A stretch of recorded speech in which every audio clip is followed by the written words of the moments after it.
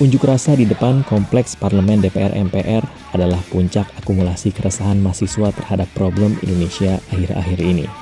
Jauh sebelum aksi 11 April dimulai, sejumlah mahasiswa yang andil dalam gerakan aksi mendapat banyak ancaman. Upaya penggembosan berupa peretasan hingga teror juga diterima mahasiswa. Pelakunya diduga oknum aparat. Ini fakta-fakta di balik aksi 11 April lalu. Ya, kalau mengancamnya sih kebanyakan kayak ngancam bakal diringkus waktu aksinya. Di aksi itu bakal istilahnya kami ini terindikasi bla bla segala macam. Kami itu ada 2 orang, Mas Kahar sama Presma UNJ itu udah kena. Jadi setelah tanggal 28 sampai 11 itu bahkan Intel itu udah clearan terus di sekitar PLN gitu. Buat mantau apakah ada kita konsolidasi di internal, ada diskusi dan lain-lain. Jadi mereka udah mulai mantap.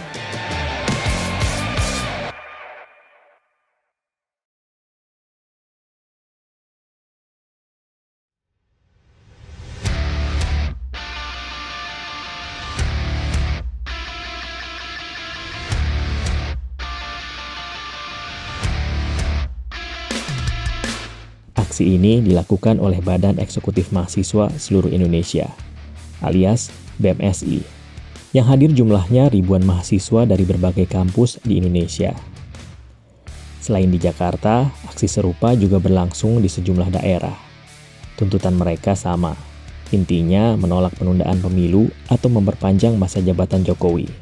Protes atas mahalnya harga minyak goreng, naiknya harga BBM, dan meminta pemerintah mengkaji ulang pembangunan ibu kota negara.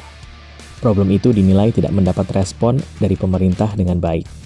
Sebab 2 minggu sebelum aksi 11 April digelar, mahasiswa telah menyampaikan protes yang sama dan bertemu perwakilan istana. Namun yang ada, sejumlah badan eksekutif mahasiswa mendapat ancaman. Upaya penggembosan aksi 11 April dilakukan secara bertahap.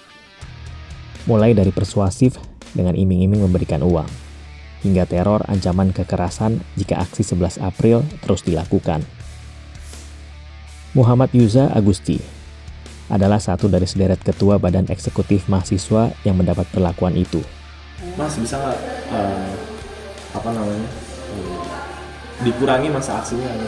Mas saya kasih segini misalnya. Itu ada aja mas.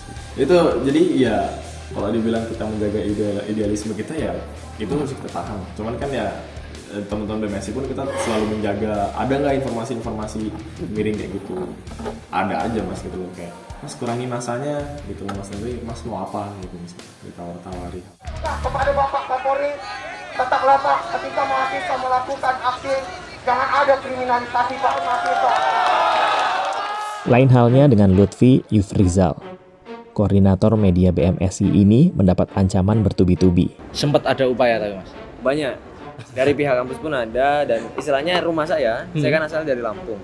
Rumah saya di Lampung dan orang tua saya di rumah itu sempat didatangi. Ada intimidasi. Itu mengakunya dari orang PLN. Ngakunya. Tapi karena kita kan di bawah PLN juga nih. Jadi ngakunya dari orang PLN datang ke rumah buat istilahnya tolong dong bilangin ke Lutfi ke anaknya jangan turun aksi dan lain-lain. Beberapa kali ia juga diintai oleh intel pemerintah. Itu ya banyak. Karena setiap harinya di sini bisa sampai 5 intel. Gak cuma dari Polres mas, dari Polda, Intel Polri juga. Tapi ngaku gitu? Ngaku dia, memang ngaku dari satuan ini, satuan itu gitu. Sementara soal peretasan dialami koordinator pusat BMSI Khairuddin. Media sosialnya sempat diambil alih oleh si penggembos. Hal ini diceritakan Ketua BMIPB Yuza Agusti. Kami itu ada 2 orang, Mas Kahar sama Presma UNJ itu udah kena. Banyak mahasiswa yang sangat geram ya ketika ya IG-nya Mas Kahar langsung benar-benar di-hack-nya langsung sampai dipakai gitu kan. Dibikin snapgram khusus bahwa aksinya ditunda kemarin kan.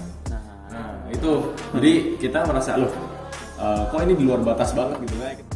Aksi 11 April lalu juga ditunggangi pihak tertentu lewat tagar Turunkan Jokowi. Tagar itu ramai di media sosial. Isu Turunkan Jokowi digiring seolah-olah menjadi tuntutan mahasiswa.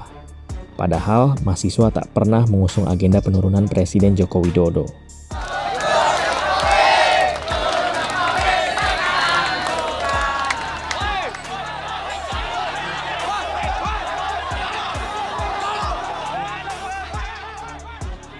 Dan selama ini juga saya selalu kaget kalau misalnya ada entah orasi lah atau mungkin ada eskalasi isu yang turunkan Jokowi, sebenarnya loh dari mana gitu. Kita nggak pernah sama sekali untuk membawa isu tersebut. Dan ya kenapa bisa naik ya tadi mungkin entah buzzer ya Mas ya. Mereka pun juga punya rencana khusus dengan hal tersebut gitu. Pemilu akan dilaksanakan 14 Februari 2024. Sehari sebelum aksi 11 April, Presiden telah menyampaikan bahwa pemilu tetap digelar 2024 mendatang. Janji yang sama juga disampaikan Kapolri dan 3 wakil ketua DPR RI saat berorasi di hadapan ribuan mahasiswa. Hidup mahasiswa! Hidup mahasiswa! Yang paling penting adalah permintaan dari kawan-kawan mahasiswa untuk DPR RI tidak melakukan atau MPR RI tidak melakukan untuk masalah penundaan pemilu atau perpanjangan masa periode satu periode.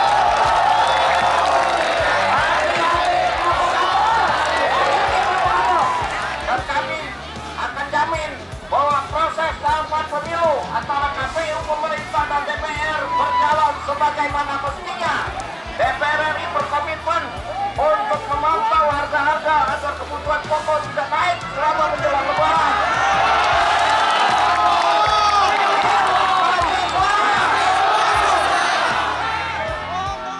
Namun, mahasiswa tak ingin percaya begitu saja, karena banyak janji pemerintah yang tak pernah terlaksana.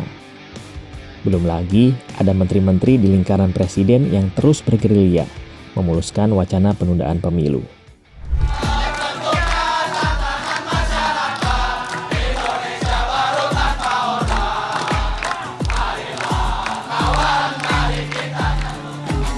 Kita sebagai mahasiswa punya hak juga untuk nggak percaya sama pemerintah gitu.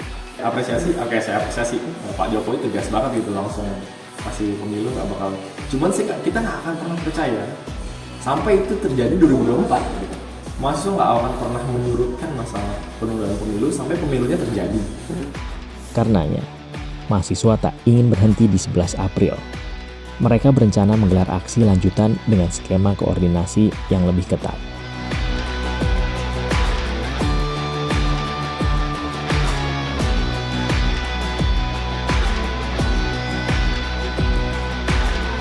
Tidak biarkan kawan-kawan kembali rapatkan mundur kawan-kawan, samping kiri belakang silakan kembali diperketat kawan-kawan. Jangan sampai ada penyusup yang masuk di dalam bangsa.